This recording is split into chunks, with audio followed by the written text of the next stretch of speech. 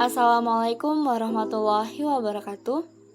Izin memperkenalkan diri, nama saya Salsabila Ardila Zahra dengan NPM 2113034001 dari Program Studi Pendidikan Geografi Kelas A, Jurusan Pendidikan IPS, Fakultas Keguruan dan Ilmu Pendidikan, Universitas Lampung, tahun angkatan 2021-2022. Kepada yang terhormat Ibu Irma Lucy Nugraheni, SPD MSI, di sini saya akan menjelaskan tentang peta geologi. Peta geologi adalah bentuk ungkapan data dan informasi geologi suatu daerah, wilayah, maupun kawasan dengan tingkat kualitas yang tergantung pada skala peta yang digunakan dan menggambarkan informasi sebaran, jenis, dan sifat batuan, umur, stratigrafi, struktur, tektonika, fisiografi, dan potensi sumber daya mineral, serta energi yang disajikan dalam bentuk gambar dengan warna, simbol, dan corak, maupun gabungan ketiganya. Komponen pada peta geologi yaitu terdiri dari instansi penerbit, indeks pemetaan, insert atau peta asli, legenda peta, sehingga pembaca dapat mengerti apa yang ada pada peta tersebut. Lalu ada skala dan judul peta. Baik, selanjutnya saya akan menjelaskan tentang isi komponen peta geologi. Sini saya akan menjelaskan peta geologi dengan judul Peta Geologi Lembar Lasusua Kendari, Sulawesi. Peta ini ditulis oleh E. Rusmana, Sukido, D. Sukarna, E. Haryono, dan T. O. Simanjuntak. Tahun pembuatan peta ini yaitu pada tahun 1993 dan diterbitkan oleh Pusat Penelitian dan Pengembangan Geologi. Skala pada peta geologi lembar Lasusua Kendari Sulawesi yaitu 1:250.000 dengan artian 1 cm di peta sama dengan 2,5 km pada jarak sebenarnya. Peta geologi ini termasuk ke dalam jenis peta geologi permukaan. Titik koordinat peta geologi lembar Lasusua Kendari Sulawesi yaitu 120 derajat 50 menit bujur timur sampai dengan 123 derajat 0 menit bujur timur dan 3 derajat 0 menit lintang selatan sampai dengan 4 derajat 0 menit lintang selatan. Komponen selanjutnya yaitu mata angin. Pada peta geologi lembar Lasusua Kendari Sulawesi sudah terdapat orientasi mata angin yaitu sebagai berikut. Pada peta geologi ini juga terdapat peta Pulau Sulawesi secara keseluruhan dan bagian hitam merupakan lokasi lembar Lasusua Kendari Sulawesi yang menjadi lokasi penelitian. Komponen selanjutnya yaitu adanya garis kontur. Garis kontur merupakan suatu garis ketinggian di atas datum atau permukaan air laut yang menjelaskan tentang bentuk permukaan bumi.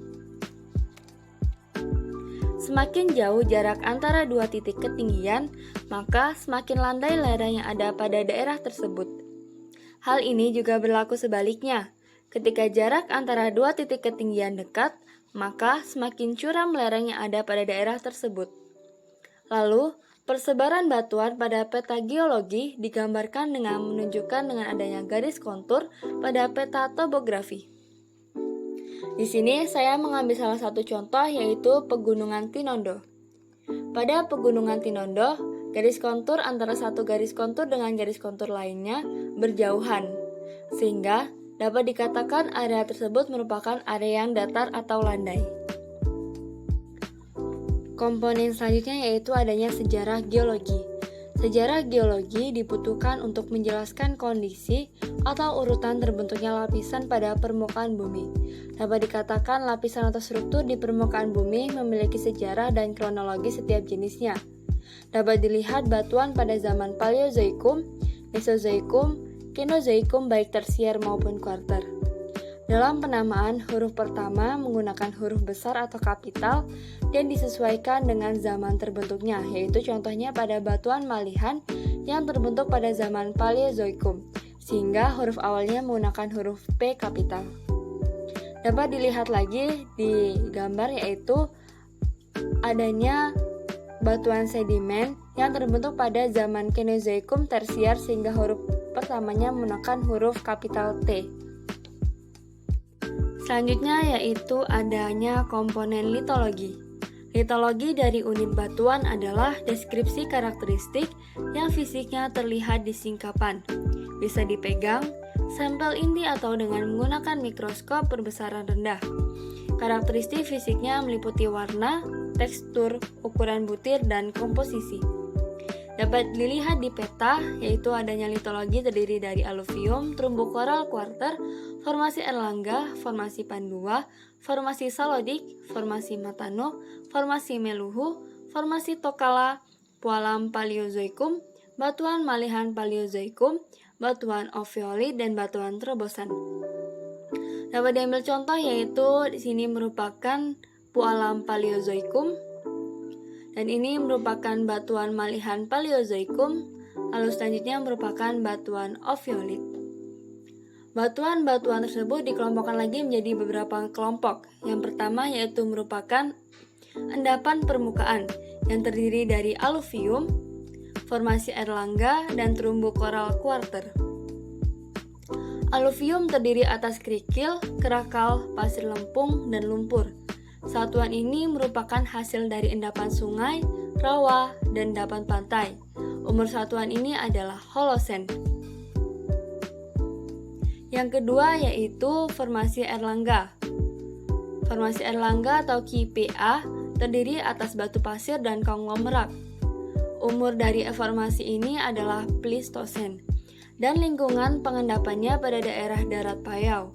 Formasi ini mendidih, tak selaras formasi yang lebih tua yang masuk ke dalam kelompok Molassa Sulawesi. Yang terakhir dari endapan permukaan yaitu terumbu koral kuarter atau QL. Terumbu koral kuarter merupakan batu gamping terumbu dengan kandungan fosil berupa ganggang dan cangkang moluska. Umur dari satuan ini adalah Pleistosen, Holosen, dan terendapkan pada lingkungan laut dangkal. Kelompok selanjutnya yaitu kelompok Molassa Sulawesi atau dengan huruf TMPP, yaitu formasi Pandua. Formasi Pandua terdiri atas konglomerat, batu pasir, dan batu lempeng dengan sisipan lanau. Umur dari formasi ini adalah Miosen akhir sampai Pliocene. Yang selanjutnya yaitu adanya batuan sedimen yang terdiri dari formasi Salodik dan formasi Matano. Formasi Salodik atau biasa disebut dengan TMS terdiri atas kalsilutit dan batu gamping oolit. Kalsilutit berwarna putih kelabu sampai kelabu, berbutir halus, padat, perlapisan baik dengan tebal tiap lapisan antara 10 dan 30 cm. Batu gamping oolit berwarna kelabu kecoklatan, berbutir halus sampai sedang, padat, berlapis baik dengan tebal tiap lapisan sampai 20 cm. Formasi Salodik diduga berumur Eosen akhir sampai dengan Miosen awal dengan lingkungan pengendapan pada laut dangkal dan terbuka. Tebal formasi ini diperkirakan sekitar 250 meter. Yang selanjutnya yaitu adanya formasi Matano atau bisa disebut dengan KM, terdiri atas kalsilutit yang bersisipan dengan serpih dan rijang. Kalsilutit berbutir halus, berwarna kelabu, padat dan keras, serta lapisannya baik dan tebal. Lapisannya berkisar antara 10 sampai dengan 15 cm. Serpih berwarna kelabu berlapis baik padat, tebal tiap lapisannya mencapai 5 cm. Formasi Matano diduga berumur kapur akhir dengan lingkungan pengendapan pada laut dalam. Tebal formasi ini diperkirakan sekitar 550 meter. Yang selanjutnya yaitu batuan beku atau batuan oviolit. Batuan oviolit yang biasa disebut dengan KU terdiri atas peridotit, dunit, dan serpentinit. Serpentinit berwarna kelabu tua sampai kehitaman, padu, dan pejal. Batuannya bertekstur avanitik dengan susunan mineral antigorit, lempung, dan magnetit. Umumnya memperlihatkan struktur kekar dan cermin sesar yang berukuran megaskopis. Dunit, yaitu kehitaman, padu, dan pejal, bertekstur avanitik. Mineral penyusunnya ialah olivin, piroksin, plagioklas, sedikit serpentin dan magnetit, berputir halus sampai sedang. Mineral utama olivin berjumlah sekitar 90%. Tampak adanya penyimpangan dan pelengkungan kembaran yang dijumpai pada piroksin, mencirikan adanya gejala deformasi yang dialami oleh batuan ini. Peridotit terdiri atas jenis harzburgit dan iherzolit. Harzburgit hijau sampai kehitaman, holokristalin, padu, dan pejal. Mineralnya halus sampai kasar, terdiri atas olivin 60% dan piroksin 40%. Di beberapa tempat menunjukkan struktur pendaunan. Hasil pengelaburan ulang pada mineral piroksin dan olivin mencirikan batas masing-masing kristal bergerigi. Lerzolit, yaitu hijau kehitaman, holokristalin, padu, dan pejal. Mineral penyusunnya ialah olivin 45% dan piroksin 25%. Sisanya epidot, yakut, klorit, dan biji dengan mineral berukuran halus sampai kasar. Satuan batuan ini diperkirakan berumur kapur. Selanjutnya yaitu adanya batuan terobosan yang terdiri dari formasi meluhu, formasi tokala, dan batuan terobosan. Formasi meluhu atau TRJM terdiri atas batu pasir, kuarsit, serpih hitam, serpih merah, filit, batu sabak, batu gamping, dan batu lanau. Batu pasir telah termetamorfokan lemah. Batu gamping mengandung fosil Halobia sp dan Daunella sp. Umur dari formasi ini adalah Trias setengah sampai Jura. Formasi ini mendidih tak selaras batuan malihan Paleozoikum dan menjamari dengan formasi Tokala. Selanjutnya itu formasi Tokala atau TRJT, terdiri atas kalsilutit, batu gamping, batu pasir, serpih, dan napal. Kalsilutit berwarna kelabu muda, kelabu sampai merah jambu, berputir halus, sangat padu, serta memiliki perlapisan yang baik, dengan kekar yang diisi urat kalsit putih kotor. Umumnya telah mengalami pelipatan kuat, tidak jarang ditemukan sinklin dan antiklin, serta lapisannya hampir tegak melebihi 80 derajat. Setempat terdaunkan, batu gamping mengandung fosil Halobia, amonit, dan balemnit. Batu pasir berukuran halus sampai kasar, berwarna kelabu, kehijauan sampai merah kecoklatan, terakat lampung, dan oksida besi lunak. Setempat padat mengandung sedikit kuarsa berlapis baik. Serpih dan napal berwarna kelabu sampai ke labu tua, memiliki perlapisan baik, tebal lapisan antara 10-20 cm.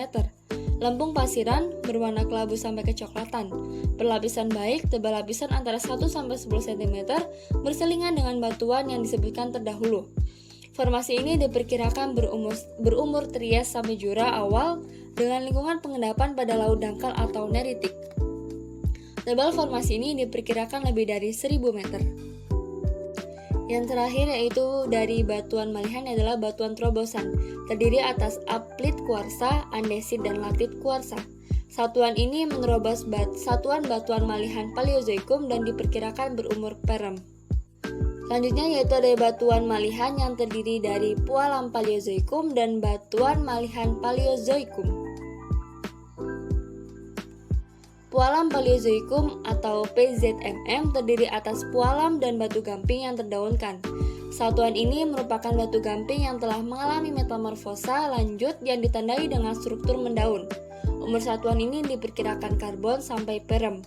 Yang terakhir yaitu batuan malihan Paleozoikum atau PZM, terdiri atas sekis, gneisi, filit, batu sabak, dan sedikit pualam.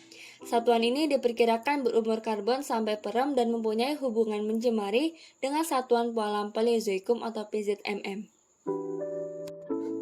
Komponen selanjutnya yaitu adanya struktur geologi. Struktur geologi merupakan bentuk-bentuk geometri yang terdapat pada kulit bumi yang terbentuk oleh pengaruh gaya-gaya endogen, baik berupa tekanan maupun tarikan. Para ahli geologi menyebutnya struktur geologi dan dikenal dengan sebutan kekar, sesar, dan lipatan. Struktur geologi yang terdapat pada peta geologi lembar Lasusua Kendari Sulawesi yaitu ada kontak geologi, sesar geser jurus, sesar U untuk bagian yang naik dan D bagian yang turun, sesar naik, jurus dan kemiringan perdaunan, jurus dan kemiringan lapisan, lokasi fosil mikro dan lokasi fosil makro, mata air panas, serta rembesan gas. Seperti dapat diambil contoh, ini merupakan kontak geologi. Lalu ini adalah sesar geser atau jurus. Ini adalah sesar naik. Komponen selanjutnya adalah stratigrafi. Stratigrafi adalah ilmu yang mempelajari tentang perlapisan batuan sehingga dapat menginterpretasikan lingkungan pengendapan dan umur batuan tersebut. Stratigrafi juga ilmu yang mendeskripsikan dan mempelajari perlapisan batuan-batuan mengenai penyebaran, komposisi, ketebalan, umur, keragaman, dan korelasi lapisan batuan serta pelamparannya. Stratigrafi merupakan studi mengenai sejarah, komposisi, dan umur relatif, serta distribusi perlapisan batuan dan interpretasi lapisan-lapisan batuan untuk menjelaskan sejarah bumi. Seperti pada salah satu contoh yaitu stratigrafi batuan yang terdiri dari PR, PZM, RJT, KU, KM. Dan masih banyak lagi di stratigrafi yang lainnya. Selanjutnya yaitu adanya legenda-legenda seperti titik untuk kampung village, gunung, tingkat titik ketinggian, jalan raya, garis kontur, garis kedalaman laut, terumbu koral, sungai, dan rawa. Seperti pada tanda ini merupakan legenda atau simbol dari gunung, yaitu Gunung Mengkoka yang disimbolkan dengan segitiga. Lalu untuk bagian seperti ini seperti titik merupakan daerah atau area kampung village. Mungkin itu saja yang dapat saya sampaikan, lebih kurangnya saya mohon maaf. Terima kasih. Wassalamualaikum warahmatullahi wabarakatuh.